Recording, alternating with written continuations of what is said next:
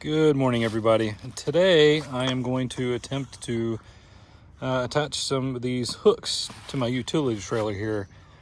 I'm going to use those for, strap tie downs and things like that. I'm going to attempt to use some self-tapping screws to drill them in. And if that doesn't work, I'm going to weld them in.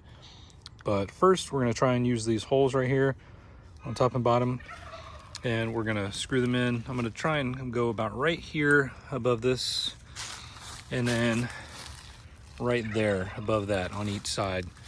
So we'll see what we can do. All right, let's get started. I've got one out, and I'm kind of just roughly placing it where I want it to be about right there. I don't want to get in the way of the metal on the sides. I want to be able to come down. And I'm just going to use my drill and some of these self-tapping screws. We'll see what happens. I can't drill while holding the phone.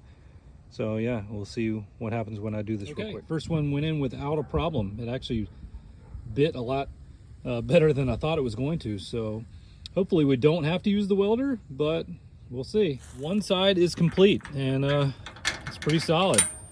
So I'm pretty pleased with that. It bit really well. This is pretty thick, so there's enough threads holding it down to keep it from just pulling right back out. I mean, the screws do stick down a little bit. But yeah, this seems pretty solid. So I should be able to use this for tie downs for when I'm, moving bales of hay or something like that, or just any other random stuff like plywood, things like that. I've got some Luan on here right now. Anyway, I'm gonna go do the others, and hopefully it works as well as this one did. Second one is done, and we are on a roll. This is working really well. So let's move on to the other side. Got one up there done, one down here done. All right, I got the rest of them done. Pretty simple project.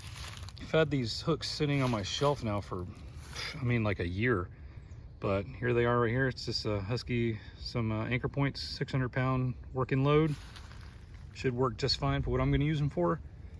So yeah, don't be afraid to do it. Just use my Ryobi drill right here, and got the job done quickly.